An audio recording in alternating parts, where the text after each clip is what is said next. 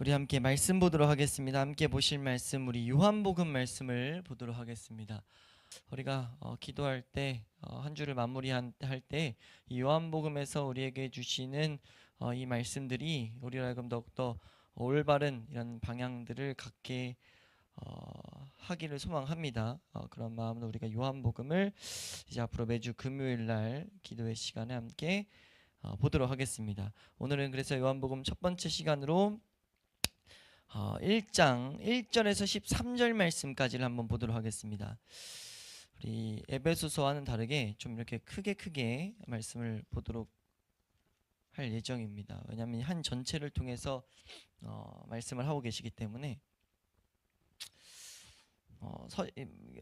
요한복음 1장을 찾으시면서 한번 들으시면 그 서신서 같은 경우에는 어떤 중요한 교리적인 거, 핵심적인 가르침들이 직접적으로 주어졌다면 특히 사복음서는 이렇게 서술, 이야기들이 하나씩 서술되어 있기 때문에 우리가 한 이야기씩 보는 것이 좀 더 이 안에서 주시는 메시지를 올바로 보는데 유익이 돼요. 그래서 우리가 요한복음은 이렇게 크게 갑니다. 그래서 요한복음을 크게 갈 때 혹시나 그 중간중간 궁금한 거 있으시면 따로 제가 웬만하면 다 다루겠지만 안 다루는 부분들은 따로 질문하시면은 제가 이제 그거에 대해서도 말씀을 드리고 혹은 필요할 때는 강단에서도 한번 함께 우리가 그 말씀 그런 질문에 대한 것들을 보도록 하겠습니다.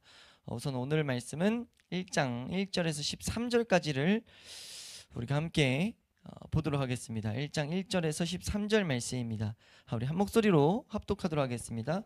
함께 읽습니다. 시작. 태초에 말씀이 계시니라.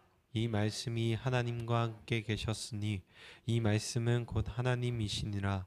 그가 태초에 하나님과 함께 계셨고 만물이 그로 말미암아 지은 바 되었으니 지은 것이 하나도 그가 없이는 된 것이 없느니라.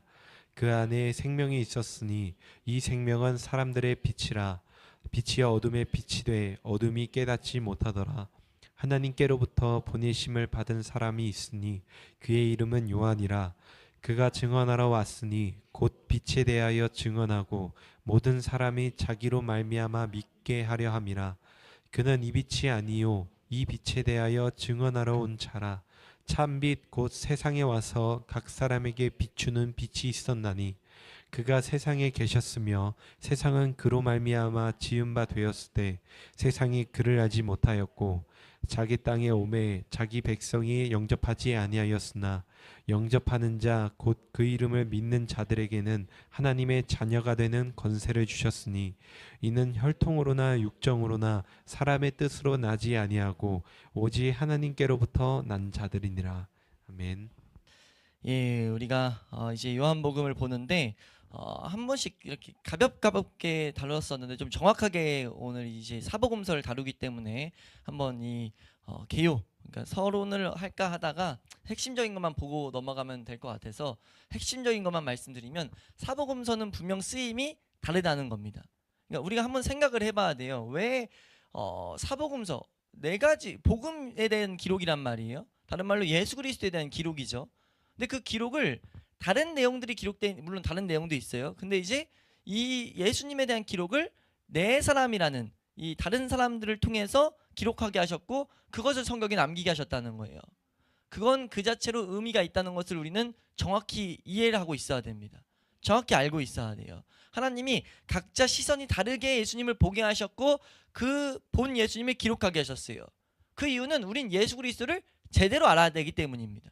근데 그 예수님은 다채로우신 분이고 왜 그럴 수밖에 없는 게 오늘 말씀에서도 보겠지만 예수님이 이 세상 창조주 되시고 하나님과 동등 되시다라고 말씀하신단 말이에요.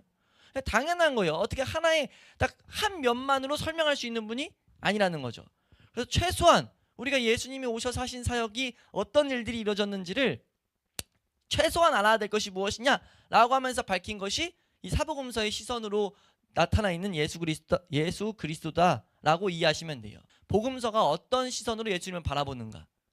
그래서 마태복음은 유대인의 왕으로서 왕이신 예수 그리스도를 서술합니다.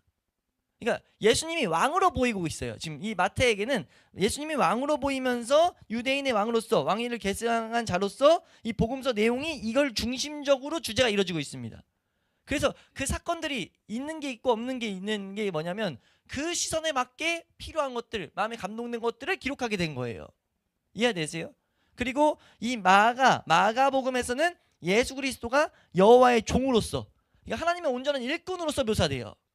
하나님의 일꾼으로 오셔가지고 한 일, 그 시선에 중심돼서 이야기들이 서술됩니다. 똑같은 내용도 조금씩 계속 다른 이유가 뭐냐면 예수님이 하나님의 온전한 종이었다는 것을 마가에게 감동시킨 거예요. 그래서 그 시선으로 예수님에 대해서 기록하게 한 거라는 거죠. 이해되세요? 그리고 누가복음은 예수님이 완전한 사람 되심, 다른 말로 예수님의 인성에 초점을 맞춰서 그분이 오신 그 내용들을 예수님이 사람 되신 그 가운데 이 죄 많은 인간과 대조돼서 온전한 인간으로 오신 그 모습을 하나씩 가르쳐주고 있다는 거죠. 이걸 중심으로 기록하고 있어요. 그리고 우리가 이제 보게 될 이 네 번째 복음은요, 아예 구분조차가 좀 다르게 이제 구분됩니다. 그래서 보통 공간복음과 요한복음 이런 식으로 보거든요. 마태, 마가, 누가를 공간복음이라 하고 요한복음을 따로 이렇게 봐요. 사복음서 중에서. 왜냐면 이 요한은 아예 다른 식으로 서술이 되고 있기 때문이에요. 시간순, 역사순 이런 거에 관심 있는 게 아니라 철저하게 어떤 맥락이냐면 예수 그리스도는 하나님의 아들이시다. 좀 더 정확히는 예수 그리스도는 성자 하나님이시다. 그러니까 여기만큼 요한복음만큼 이 삼위 하나님 중에 이제 이 성자 제2위격이신 예수 그리스도에 대해서 또렷하게 설명하는 성경은 없습니다. 가장 확실하게 설명하고 있는 성경이라는 것을 우리는 기억해 놓을 필요가 있어요. 그래서 이 요한복음을 한마디로 요약하면은 예수 그리스도의 신성에 대해서 기록하고 있다라는 것으로 우리가 이해하면 돼요. 그래서 요한복음을 다른 말로 이렇게 좀 더 영적인 부분들을 설명하고 있다라고 이렇게도 보긴 하는데, 왜 그런 영적인 부분으로 이렇게 막 보이냐면 예수 그리스도의 신성, 하나님의 이제 계획 간에서 일어난 이런 예수 그리스도의 걸음들을 기록하고 있기 때문에 그런 식으로 이제 해석이 되기도 합니다. 영적인 메시지들이 더욱더 직접적으로 담겨 있다라고도 보긴 하는데, 그 이유는 예수 그리스도가 온전한 하나님이신 것을 계속해서 말하고 있기 때문이에요. 우리는 그래서 이 요한복음을 함께 공부하면서 우리에게 오신 이 예수 그리스도, 유대인의 왕, 하나님의 종, 그리고 온전한 사람으로 오신 예수 그리스도가 하나님이셨다는 것을 우리가 하나씩 바라보면서 우리가 그 가운데 우리가 하나님을 찬양하게 되는, 너무 놀라운 가운데 하나님의 은혜를 고백하게 되는 그런 은혜가 우리 가운데 있을 수 있기를 주의 이름으로 축원합니다. 지금 방금 마지막 말씀드린 이 내용들은 이 요한복음을 하나님 말씀으로 올바로 강해하고 올바로 이 말씀을 대한 자들이 한결같이 나타낸 반응이에요. 이 가운데 발견된 예수 그리스도의 그 놀라운 그 하나님 되심이, 예수 그리스도의 그 걸음들이 우리로 하여금 찬송하게 한다는 거죠. 찬송하지 않을 수 없게 만든다는 거예요. 우리가 그런 은혜가 우리가 하나님을 찬양하게 되는, 예수님을 찬양하게 되는 그런 은혜가 이 요한복음 말씀을 보는 우리 가운데 더욱더 풍성하게 일어날 수 있기를 주의 이름으로 축원합니다.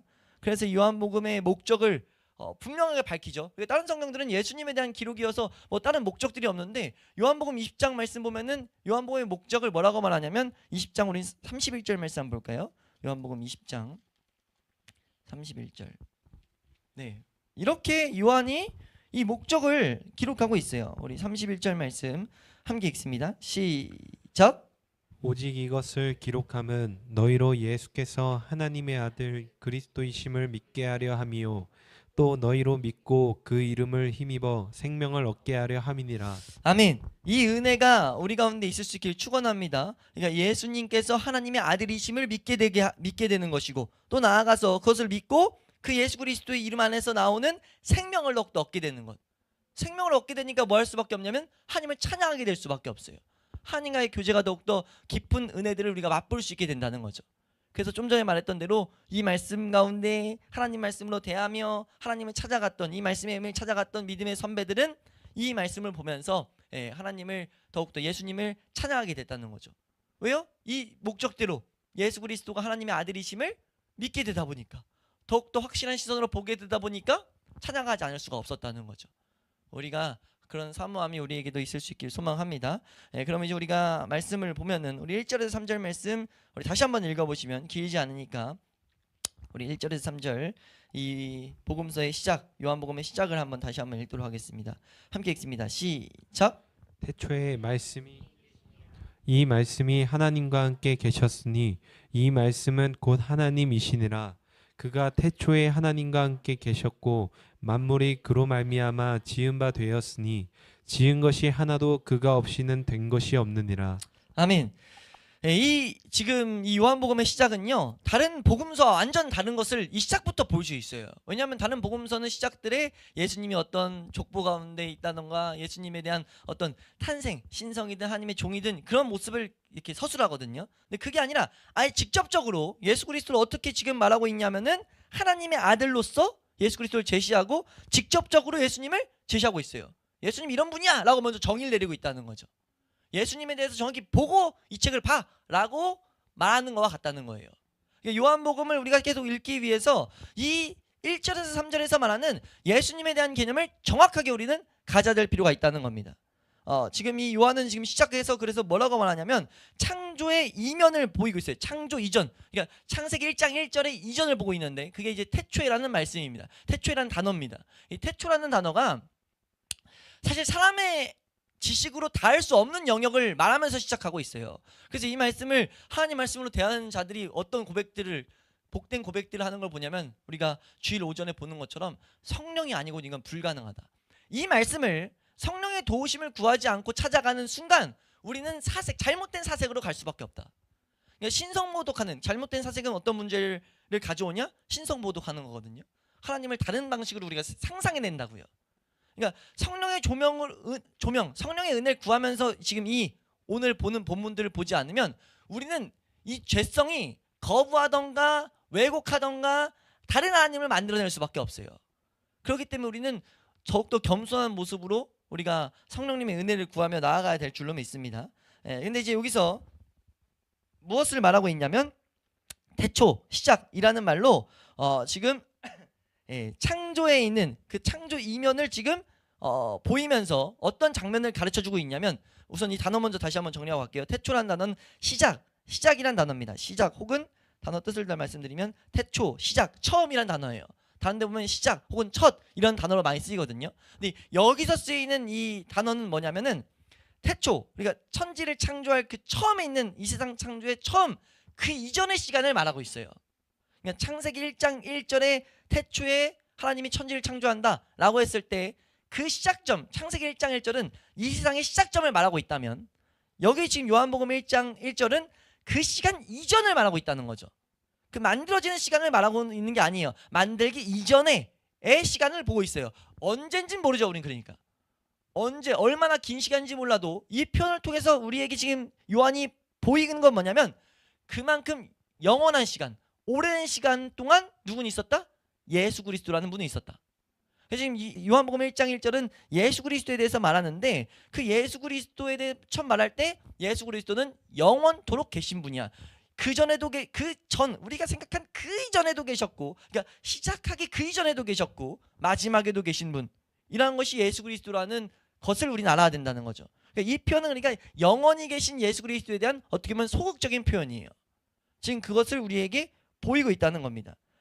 영원히 계신 그 예수 그리스도를 우리에게 보라고 말하면서 지금 이어서 뭐라고 말하냐면 말씀이 계신다라고 말하고 있습니다. 여기서 예수님을 말씀이다, 말씀이라고 지금 일컬어서 말하고 있어요. 우리는 왜 요한이 지금 요한복음을 쭉 서술하려고 하는데 이 서술의 시작점에서 예수 그리스도를 설명하면서 첫 번째 개념이 영원히 계신 분, 그리고 그 영원히 계신 분이 말씀이다 라는 것을 강조하고 있다는 것을 봐야 되거든요. 그러니까 지금 여기서 요한이 태초에 말씀이 계신다 라고 했을 때는 이 말씀을 통해서 예수 그리스도가 어떤 분인지를 이 요한복음을 읽는 사람들로 하여금 정확히 이해하길 바랬다는 거죠. 그럼 이 말씀은 무엇을 말하냐 라고 했을 때 히브리서 1장 1, 2절 말씀을 보면 여기서 조명하는 이제 요한이 말하고자 하는 내용이 히브리서 1장 1, 2절 말씀을 통해서 정확히 볼 수 있는데 히브리서 1장 1, 2절 말씀입니다. 함께 읽습니다. 시작. 옛적에 선지자들을 통하여 여러 부분과 여러 모양으로 우리 조상들에게 말씀하신 하나님이 이 모든 마지막에는 아들을 통하여 우리에게 말씀하셨으니 이 아들을 만유의 상속자로 세우시고 또 그로 말미암아 모든 세계를 지으셨느니라. 아멘. 지금 여기 이 2절의 상반절까지만 보면 되는 건데, 이 모든 마지막 날에는 아들을 통하여 우리에게 말씀하셨다. 그러니까 요한이 말씀이시다라고 했을 때는요, 지금 이 의미가 지금 담겨 있습니다. 그러니까 하나님의 대언자라는 의미가 담겨 있어요. 그러니까 하나님의 뜻을 말하는 자, 하나님의 것들을 전하는 자. 그러니까 태초부터 있어요. 왜냐하면 이 뒤를 보면 그것이 명확해지거든요. 지금 태초에 말씀이 계시니라 하면서 이어지는 게 하나님과 함께 계셨다는 것을 계속 말해요. 하나님을, 그분이 하나님이다라는 걸 말해요. 그러니까 뭘 말하고자 하냐면, 하나님이 이 성경을 보면 하나님이 하나님에 대해서, 하나님의 뜻에 대해서 가르칠 때 하나님이 말씀을 전하는 자들을 계속 세웠단 말이에요. 선지자들, 대언자들을 세웠다고요. 그 의미로서 지금 말하는 거예요. 이 예수 그리스도는 영원토록 있었는데, 그래서 오늘 제목이 뭐냐면 영원한 말씀이신 예수 그리스도입니다. 영원한 말씀이시라는 그 의미를 우린 정확히 알아야 된다는 거죠. 영원토록 말씀으로서 우리에게 나타내고 계신 예수 그리스도는 영원한 말씀이라는 걸 우리가 정확히 기억해야 된다는 거예요. 여기서 말씀은 어떤 것이냐 했을 땐 하나님의 뜻을 전하는 자, 하나님의 뜻을 가르쳐주는 자라는 말씀이라는 거예요. 우리 이걸 좀 더 정확히 보기 위해서 요한복음 1장 18절 말씀을 보면요, 요한복음 1장 18절 함께 읽습니다. 시작. 독생하신 하나님이 나타내셨느니라. 아멘. 여기서 지금 나타나셨다라는 단어 뜻이 뭐냐면요, 설명하다, 상술하다, 해석하다, 이야기하다, 말하다라는 단어예요. 말하다 이런 식의 단어입니다. 그러니까 품속에 있는 독생하신 하나님이 지금 말하고 있어요. 설명하고 있어요. 지금 그것을 해석해주고 있습니다. 뭐에 대해서요? 하나님에 대해서. 하나님을 말하고 있는 자라는 거죠. 누가요? 예수 그리스도가. 그러니까 여기서 말씀했을 때는 예수 그리스도가 지금 하나님을 알게 하시는 분, 하나님에 대해서 설명해 주시는 분이라는 거죠. 여기서 하나님 말씀이라고 했을 때도 그렇지 않습니까? 하나님 말씀으로 봤을 때는 하나님의 뜻, 하나님의 계획, 혹은 하나님의 마음, 이런 것들을 전하는 게, 하나님에 대해서 전하는 게 성경 하나님 말씀이라고 보통 표현한단 말이에요. 근데 여기서 그 말씀이 예수님 본체라는, 예수님 자체라는 거죠. 이 메시지를 통해서 우리에게 무엇을 말하는 거겠습니까? 그럼 예수 그리스도 외에는 하나님을 절대 알 수 없다는 거예요. 예수 그리스도가 아니고선요, 인류는요, 하나님에 대한 마음, 하나님이 어떤 성품을 가졌는지, 하나님의 계획, 하나님이 어떠한 것도 알 수 있는 방법이 없다는 겁니다. 처음부터 마지막까지 예수 그리스도 외에는 불가능하다는 거예요. 그걸 우리는 반드시 알아야 된다는 겁니다. 그래서 우린 예수 그리스도에 대해서 이 복음서를 사모함으로 읽는 거죠. 왜요? 이 예수 그리스도를 알 때 우린 그 예수 그리스도가 설명하기 시작할 거라는 거예요. 그리고 예수 그리스도를 볼 때 그 예수 그리스도가 우리 가운데서 하나님을 말해줄 거라는 거예요. 그러니까 우리가 여기서 하나 전제가 깔린 게 뭡니까? 당연히 복음의 핵심이기도 하지만 인류는 하나님을 알아야 된다. 인류는 하나님을 알아야 되죠. 우리 이름도 있는 것처럼 우리가 회복하는 게 하나님과의 관계가 회복돼야 모든 문제의 근원 아닙니까? 우리 이거는 제가 그 전도, 어떤 성도든지 처음 오게 되면 이제 이 성경의 맥을 설명할 때 처음 맥락이 인간의 상태를 설명하는 그 내용으로서 우리 붙어있는 창세기 1장 2절 말씀을 설명하죠. 인류는 하나님을 떠나게 되면서 어떤 문제가 발생되냐, 우리 마음 가운데 공허와 혼돈과 그 공허와 혼돈으로 말미암아 흑암이 기품이 됐다는 거. 지금 이 표현이 하나님을 떠나게 된 것을 설명하는 본문이잖아요. 이 세상에 있는 땅, 우리의 심령이 혼돈하고 공허해졌어요. 이거 우리 강의할 때 말씀드렸는데, 이게 지금 이렇게 쭉 나열되어 있지만 사실은 혼돈하고 공허함으로 말미암아 흑암이 기품이 위에 있게 됐다라고 지금 설명되어 있다고 말씀드렸었어요. 지금 말하는 게 우리 마음 상태가 하나님을 떠나면서 뭐가 옳고 그른지 모르고 마음 가운데 채워지지 않는, 그러니까 그런 허전함이 있고, 그걸 마귀가 요구시켜가지고 자꾸 뭐 돈을 벌어라, 명예를 얻어라, 뭐 행복을 가져라, 뭐 이상한 것들로 생각을 갖게 해서 사람들을 막 살게 한다는 거죠. 근데 그게 다 사실 흑암 가운데 빠져있기 때문이라는 거예요. 흑암 가운데 그냥 밟아뭉치는 모습이라는 거죠. 근데 그 흑암이 생긴 인간에게 미래에 대한 두려움, 이 혼미한 카오스가 오게 된 이유가 뭡니까? 혼돈과 공허 때문이라는 거예요. 옳고 그름을 모르고 이 채워지지 않는 공허가 생김으로 말미암아 있는 상태, 흑암이 기품 위에 있는 상태. 그게 인류의 비극의 모든 근원입니다. 그것이 배경돼서 말하고 있는 거예요. 그것을 배경해서 그래서 계속 설명하는 게 빛이다, 생명이다, 이게 뒤에 나오는데, 그 이전에 그 모든 것들을 알기 전에 우리는 알아야 될 건, 그러니까 하나님과의 관계가 하나님 앞에 가야 되는데, 가기 위해서 반드시 알아야 될 건 예수 그리스도를 절대 놓쳐서는 안 된다.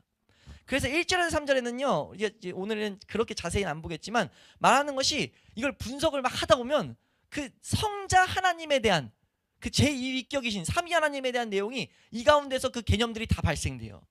그래서 그것들까지 보면 이건 뭐 머리 아파지는 거기 때문에 머리 아파져더라도 보면 봐야 되면 보지만, 여기서 말하고자 하는 핵심은 우리가 이미 공부했던, 우리 주일 오후 예배 때 이렇게 공부했던 삼위 하나님에 대한 개념을 설명하면서 우리에게 새기고자 하는 게 무엇이냐라고 했을 때는 예수 그리스도를 통해서만 하나님을 알 수 있다. 한번 따라할까요? 예수 그리스도를 통해서만 하나님을 알 수 있다. 그것을 우리에게 분명히 말한다는 거죠. 왜 그러냐라고 했을 때, 그래서 이어서 말씀하시죠. 이 말씀이 뭐였어요? 하나님과 함께 계셨기 때문에. 하나님과 함께 있었으니까. 그러니까 여기서 또 알아야 되는 게, 하나님께로부터 난 게 아니에요. 하나님과 함께 계신 존재였다는 거죠. 그러니까 잘못된 이 삼위 하나님에 대한 개념들이 여기서 다 파괴된다는 거예요. 왜냐하면 잘못된 삼위 하나님 개념 중에 하나가 뭐냐면, 예수님은 하나님께로부터 나신 분, 아들이다 보니까 막 그런 개념으로 접근하는데, 그런 거 아니다. 함께 계셨다. 그러니까 함께 계셨다. 그러면서 거기서 안 그치고 또 뭐라고 말합니까? 이 말씀이 곧 하나님이시라고 말한다는 거예요. 그러니까 예수님을 알면 하나님을 알 수밖에 없는 거죠. 그러니까 우리가 예수 그리스도를 알아야 될 당위성이 이 가운데 아예 녹아서 우리에게 계속해서 제시해주고 있다는 겁니다. 우리가 그것을 잘 붙잡음으로 우리가 이 예수 그리스도를 알아가는데 온 힘을 쏟을 수 있는 그런 은혜가 있을 수 있기를 축원합니다.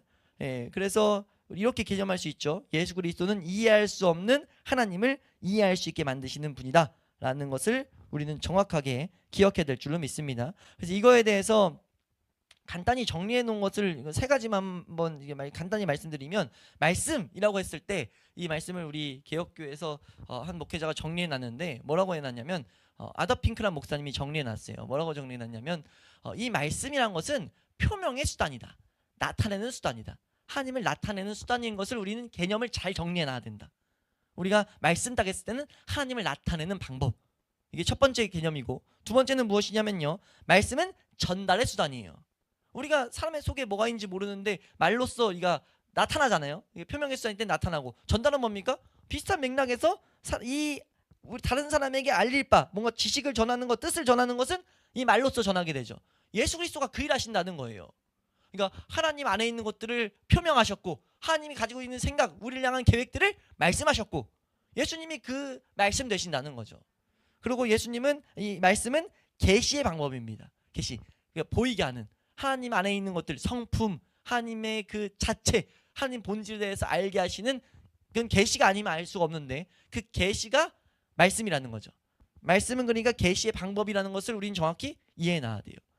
그 모습이 이제 요한복음 가운데 담겨서 나타날 거라는 거죠. 이 예수님의 일대기는 33년의 이 공생의 33년의 예수님의 일생은 하나님의 안에 있는 것들이 나타나는 표명이었고, 하나님의 뜻을 전달하는 전달이었고, 이 말을 전하는 내용이었고, 그 예수님의 생애 자체가 하나님 자체를 볼 수 있게 하는, 우리가 알 수 있게 하는 계시 자체가 됐다는 것을 우리가 보고 이 말씀을 보라는 겁니다. 우리가 그 맥락으로 이 말씀들을 우리가 대할 수 있기를 주 이름으로 축원합니다. 이것이 강조되는 이유는 좀 전에도 말했지만, 하나님 아는 것이 인류에게 가장 중요하기 때문에, 하나님을 알지 못하면서 모든 인류의 비극이 시작됐기 때문에, 우리는 그래서 이렇게 가르치는 이 요한의 말씀이 우리에게 더욱더 복음될 수 있기를 주 이름으로 축원합니다. 그래서 지금 2절 그러면서 말하는 게, 2절 말씀에 태초에 하나님과 함께 계셨다라는 걸 다시 한번 강조하죠. 그러면서 나타나는 개념이 세 번째로 3절 말씀에 만물이 그로 말미암아 지은 바 됐다. 그 예수님이 창조주 자체가 되셨다라고 말하고 있다는 거예요. 하나님 외엔 누가 창조합니까? 그러니까 하나님 되셨다는 것을 설명하고 있다는 거죠. 예수님이 창조주셨다, 지은 것이 하나도 그가 없이 된 것이 없다는 것을 우린 분명히 알아야 된다 라고 하면서 이제 내용들이 시작됩니다. 그 내용이 이제 시작이 4절이라고 보면 돼요. 4절 말씀 보시면요, 4절 시작. 그 안에 생명이 있었으니 이 생명은 사람들의 빛이라. 네, 지금 여기서 말하는데 그 안에 생명이 있었다, 이건 위에 이 맥락에서 바로 이어서 봤을 때 이 개념이 이해되죠. 창조주시기 때문에 당연히 생명의 공급자 되시고 생명을 주실 수 있는 분 되는 거예요. 모든 인류에게 어둠이 덮여있기 때문에 빛으로 오신 것은 복음이 되는 거죠. 그래서 그 안에 생명이 있었는데 이 생명이 뭐냐? 사람들의 빛이다. 그 어둠을 헤쳐나가 밝게 비출 수 있는 오직 유일한 빛이다 라는 것을 정확하게 서술하면서 시작하고 있어요. 근데 이제 비극이 하나 발생되는 게 무엇이냐? 5절 말씀이죠. 5절입니다. 시작. 빛이 어둠에 빛이 돼 어둠이 깨닫지 못하더라. 네, 문제가 무엇입니까? 문제가 빛이 어둠에 비쳤는데, 이 세상에 비쳤는데 어둠이 이 예수님에 대한 의미를 깨닫지 못했다는 비극이 이제 이 요한복음에서 먼저 말하는 큰 어떻게 보면 설명이에요. 우리가 알아야 될, 우리가 예수님을 대할 때 알아야 될 내용이 이 가운데 지금 기록돼서 보여주고 있는 거죠. 깨닫지를 못한다는 거죠. 그래서 뭐가 필요합니까? 성령의 은혜가 필요하고, 그래서 뭐가 필요해요? 전달자가 필요해요. 우리가 이 내용을 이렇게 보지 않으면 6절이 갑자기 뚱딴지같이 예수님에 대해서 말하다가 갑자기 요한이 튀어나온 것 같지만, 이 맥락에서는 이건 정확하게 강조하는 이 맥락에서 나오는 거죠. 뭘 말하는 겁니까? 5절 말씀에 사람의 비극을 설명하고 있어요. 5절은 하나님이 지금 요한을 통해서 사람의 비극적인 이 현실을 보여주고 있는 겁니다. 하나님이 은혜를 주셨는데 그 은혜를 깨닫는 인간이 아무도 없다는 거예요. 이 어둠된 세상이 왔는데 어둠이 깨닫지를 못하고 있어요. 알지를 못하고 있습니다. 방법이 없다는 거예요. 그런 비극을 우리 이해하지 않으면요, 자꾸 헛된 노력을 하죠. 어떤 노력이요? 하나님을 자꾸 우리가 찾아가려고 합니다. 오늘 마지막에도 보겠지만 하나님은 전적으로 그냥 은혜로 시작해서 은혜로 마치는 거예요. 우리의 뭐 어떤 건 없습니다. 이 복음을 봤을 때 하나님께 은혜 받은 자들은 찬양하게 되는 내용일 뿐이에요. 단지 이 원리를 알고 전도에 있어서나 성도가 살아가는 삶의 모습에 있어서나 오직 하나님께 감사와 찬양을 돌릴 수밖에 없는 내용들이 기록되어 있을 뿐이죠. 하나님께로 시작돼서 하나님께로만 나오는 거예요. 우리가 뭘 할 수 있는 내 전도가 뭐 이런 것들이 발휘되는 게 아니라는 거죠. 그럼에도 불구하고 우리는 뭐 해야 돼요? 전해야 된다는 겁니다. 왜요? 하나님이 그렇게 방법을 정하셨기 때문에. 깨닫지 못하는 이 세상에 그 방법을 정하셨어요. 그래서 어떻게 하셨습니까? 우리 6절에서 7절 말씀 한번 읽어보시면, 6절에서 7절, 6절에서 8절까지 한번 읽어보도록 하겠습니다. 6절에서 8절 함께 읽습니다. 시작. 하나님께로부터 보내심을 받은 사람이 있으니 그의 이름은 요한이라. 그가 증언하러 왔으니 곧 빛에 대하여 증언하고 모든 사람이 자기로 말미암아 믿게 하려 함이라. 그는 이 빛이 아니요 이 빛에 대하여 증언하러 온 자라. 아멘. 네, 지금 여기서 말하는 것이, 그래서 이 요한이 무엇을 하러 왔냐라고 했을 때 요한은 뭐 한 거예요? 하나님께로부터 보내심을 받는 사람이 있었다. 6절 말씀에서도 우리가 하나 좀 이 안에서 담겨있는 말씀을 보고 가면 의도적으로 이 요한을 통해서 비교하고 있는 거죠. 예수 그리스도는 하나님 되시고 요한은 사람이다. 하나님께로부터 보내심을 받은 사람, 사람인 요한, 하나님 자체이신 예수 그리스도. 우린 아예 접근 자체가 두 분이 다르다는 것을, 예수님의 위치에 올라갈 수 있는 인간은 하나도 없다는 것을 알아야 된다는 거죠. 네. 그것을 우리에게 밝히면서 그 요한이 뭐 했냐라고 했을 때 요한은 증언하러 왔다는 겁니다. 그러니까 우리는 우리의 말을 하는 게 아니라 본 것을 그냥 말하는 자라는 거죠. 설득하고 하는 게 아니라 우리는 그냥 있는 그대로 말하는 자입니다. 이걸 정확히 해야 우리가 전도하는 측면에서도, 우리가 하나님의 일을 하는 측면에서도 타협을 안 할 수가 있어요. 타협을 왜 합니까? 말들이 이렇게 해요. 그래도 교회에 와가지고 우리가 보통 전도할 때 교회가 변질되는 과정들을 우리는 다 접해서 어느 정도 아시잖아요. 사람을 데리고 오기 위해서 뭐 합니까? 막 이상한 것들을 하는데, 막 명목은 그거예요. 뭔가 사회활동, 구제활동 한다는데 그 맥락을 또 하나 포장해서 그래서 복음을 먼저 듣게 해야지 라는 맥락으로 뭔가 인간적인 접근이 계속 이루어진다는 겁니다. 교회 안에 어떤 프로그램을 만들어가지고 교회 안에 뭐 벨리 댄스, 요가, 막 큰 교회들 보면은 그런 것들을, 학원들을 만들어요. 그래서 지역 사회를 이바지하는데, 그렇게 하는 것에 대한 뒷받침의 근거를 뭐라 두냐면, 교회에 그래도 친숙하게 해야 하나님에 대해서 들을 기회가 있어야 전도할 수 있지 라는 맥락으로 하는데, 하나님은 그렇게 말씀하신 적이 없다는 겁니다. 하나님이 그런 방법으로 전도를 하라고 말한 적이 없다는 거예요. 이런 지금 이 7절 말씀의 이 증언이라는 단어를 통해서도 말씀을 정말 하나님의 말씀으로 연구하는 자들은 이 단어 하나에 대해서도 그런 묵상까지 파고든 것이 우리 믿음의 선배들의 설교 안에 녹아 있어요. 증언을 보고 지금 이런 메시지를 전하고 있다니까요. 증언이 뭐냐? 증언은 자기만 하는 게 아니라 보고 들은 것을 그냥 말하는 자다. 그냥 그것을 전달하는 자다. 올바로 있는 그대로 하나님에 대해서 그냥 말한다는 거예요. 그는 이 빛이 아니요, 8절 말씀에 이 빛에 대해서 증언하러 온 자다. 다시 한번 말하는 거죠. 이 말이 뭡니까? 빛이 아니기 때문에 할 수 있는 게 없어요. 단지 증언해야 될 뿐이죠. 주신 대로 증언할 뿐이에요. 이걸 예수님이 좀 더 정확히 이제 나중에 설명하는데 5장 35절 말씀 보면 이런 설명이 있습니다. 5장 35절 말씀 시작. 요한은 켜서 비추이는 등불이라 너희가 한때 그 빛에 즐거이 있기를 원하였거니와. 네, 지금 이 말이 뭡니까? 요한은 뭐냐? 켜서 비추는 등불이다. 등불은 뭐예요? 빛과 완전 다르죠. 본질적으로 달라요. 빛은 말 그대로 빛인데 등불은 혼자 빛날 수 있습니까? 없습니까? 등불은 자기를 태워서 비추는데 기름을 붙여줘야 되고 누가 들어줘야 돼요. 그러니까 이 본질을 봤을 때 아예 다른 종류라는 거죠. 근데 요한은 그렇게 등불로 써왔다는 거예요. 이해되세요?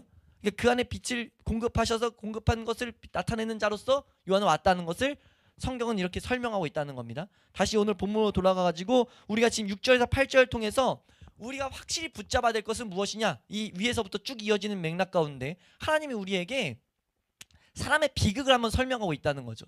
누군가 중간에 이 설명하는 자를 세우지 않으면, 예수님에 대해서 증언하는 자를 세우지 않으면, 되게 은혜의 방편을 하나님께서 주시지 않았으면 하나님을 알 수 있는 비결이 없는 게 우리라는 겁니다.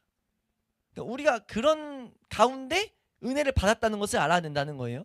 이런 하나님을 알아가는 것 자체가 오직 하나님의 은혜에서 시작돼서 은혜로 끝나야 된다는 것이, 이 원리가 계속해서 녹아있다는 것을 우리는 이 말씀 가운데 생각할 수 있기를 축원합니다. 예, 우리 9절 말씀으로 넘어가죠. 9절 말씀, 9절 말씀입니다. 함께 읽습니다. 시작.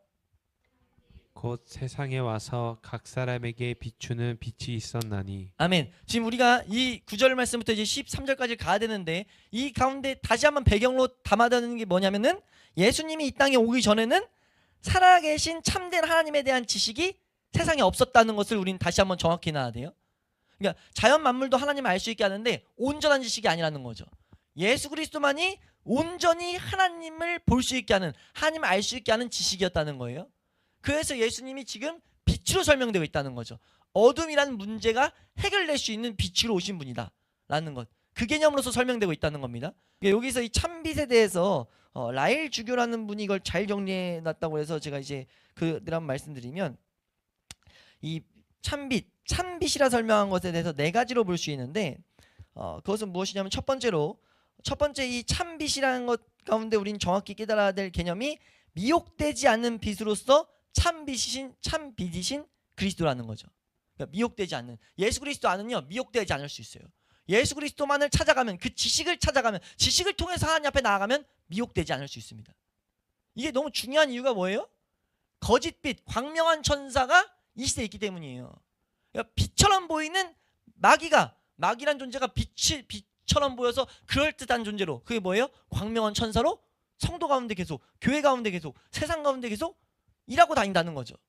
뭐 하도록요? 교회가, 세상이 하나님을 착각하도록. 근데 우리가 그 하나님을 올바로 볼 수 있는 오직 유일한 참빛이 누구예요? 예수 그리스도라는 거예요. 예수님은 참빛 되신다는 것을 우리가 올바로 붙잡을 수 있길 축원합니다. 그러니까 우리는 예수 그리스도를 통해서만 하나님을 알아가야 된다는 겁니다. 그리고 두 번째로 참빛으로서 그리스도는 확실한 빛이라는 것을 우리는 알아야 돼요. 그러니까 확실한 빛, 그 전까지는 희미한 그림자로만 하나님을 볼 수 있었다면 이 빛은 참빛으로서 확실하게 하나님을 보게 하실 분이라는 것을 우리는 확고해야 된다는 겁니다. 그리고 세 번째로 참빛으로서 그리스도에는요 파생된 빛이 아니라는 것을 설명하고 있어요. 어디서 파생된 것이 아니라 그분 자체다라는 것. 그러니까 어렵게 생각할 필요가 없는 거죠. 예수 그리스도를 통해서는 바로 우린 하나님을 알 수 있는 거예요. 그러니까 너무 복된 분이다. 그러니까 이 말씀을 통해서 계속 반복적으로 뭘 말합니까? 우리 인류가 하나님을 향해 나아가야 되는데, 그 하나님을 향해 나아가는 길은 오직 예수 그리스도 빼고는 없다. 예수 그리스도가 오신 그럼 이유는 무엇이다? 오신 이유는 하나님을 알게 하기 위함이다. 이걸 놓치면 신앙생활이 계속 딴 길로 간다니까요. 신앙생활이 예수 그리스도를 통해 가지고 뭐 이 세상에서, 그러니까 하나님을 알아가는 게 우리의 가장 영순위가 돼야 되는데 그 순위를 계속 이렇게 물타기 한다는 거죠. 근데 요한은 시작부터 뭘 말하냐? 하나님 대신 예수 그리스도를 설명하는 시작점부터 뭘 말하냐? 우리가 예수 그리스도를 간절함으로, 예수 그리스도를 우리가 온 힘을 다해 연구하고 찾아야 될 당위성을 계속해서 심어주고 있어요. 예수 그리스도만 알아가면 돼 라고 말하는 거와 같은 거죠. 너는 예수 그리스도에만 집중하면 돼. 하나님 알고 싶어? 예수 그리스도만 연구하면 돼.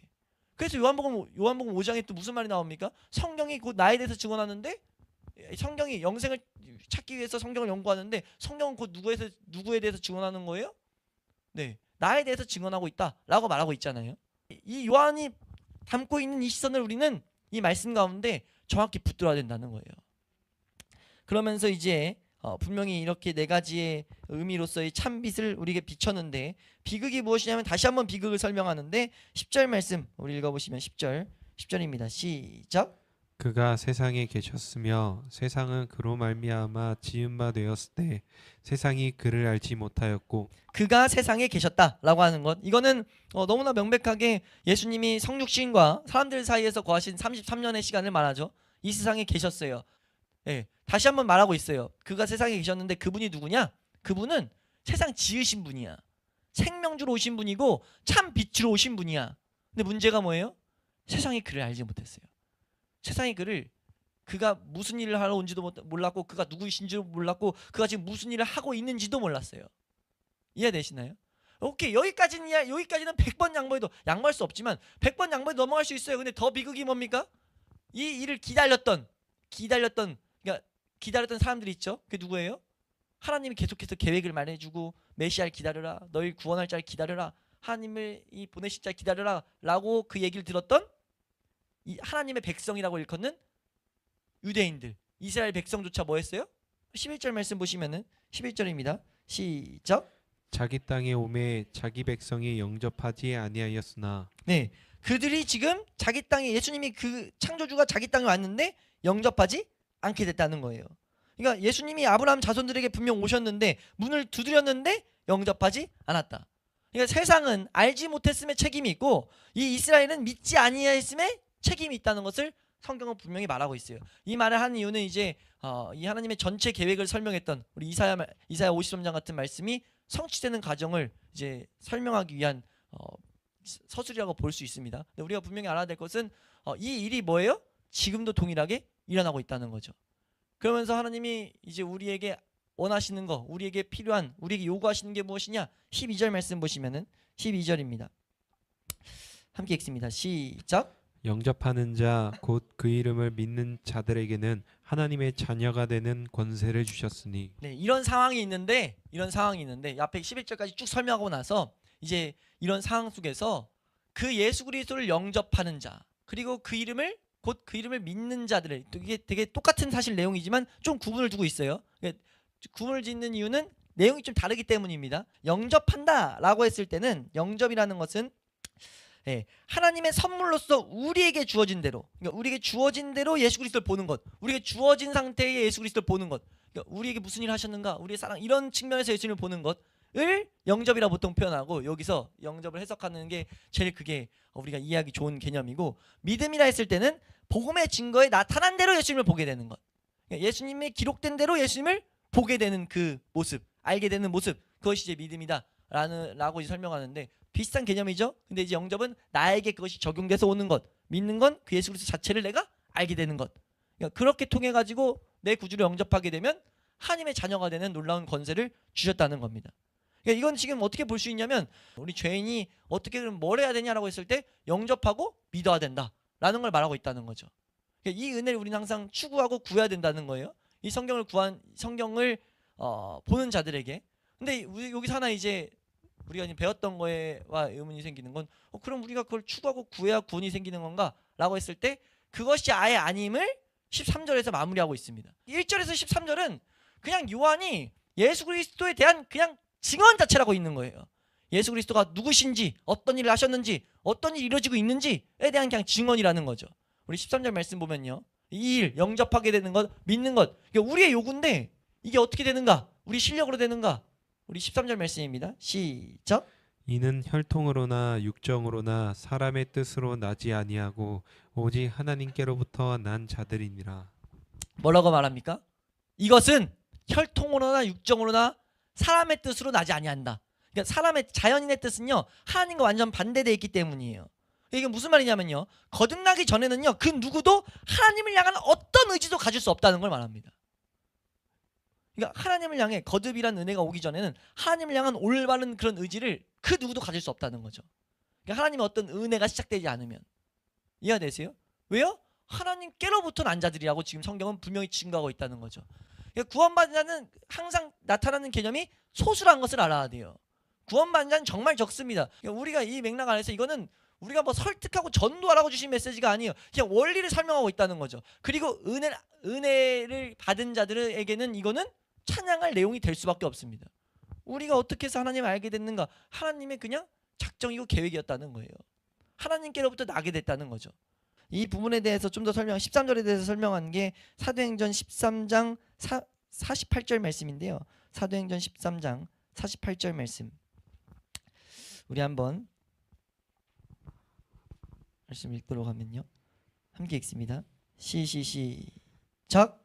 이방인들이 듣고 기뻐하여 하나님의 말씀을 찬송하며 영생을 주시기로 작정된 자는 다 믿더라. 아멘. 이거 하나님 계획이라는 거예요. 하나님 뜻이라는 거죠. 단지 우리가 해야 될 일은 뭡니까? 이 중간에 나왔던 대로 증언하는 거예요.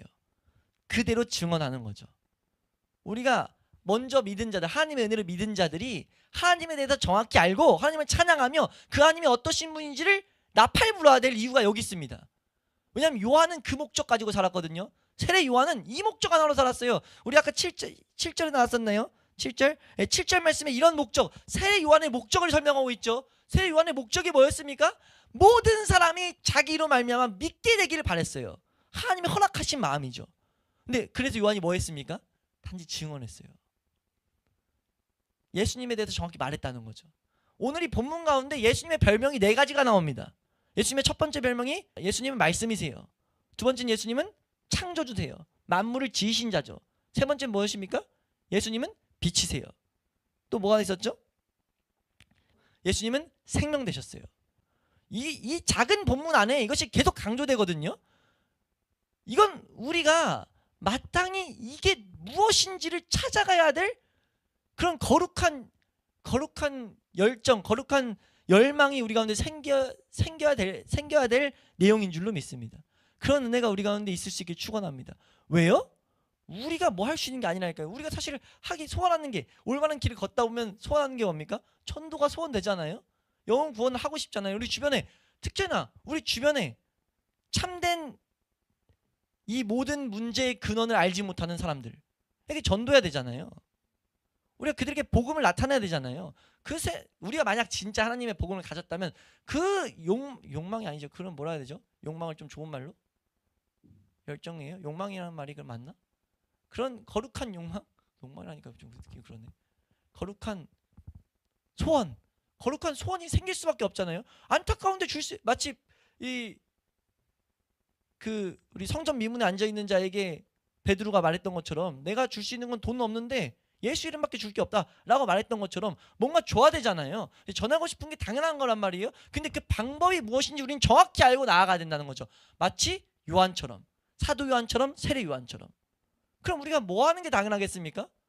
예수 그리스도를 연구하는 건 우리 삶 가운데 당연한 소원이 돼야 된다는 거예요.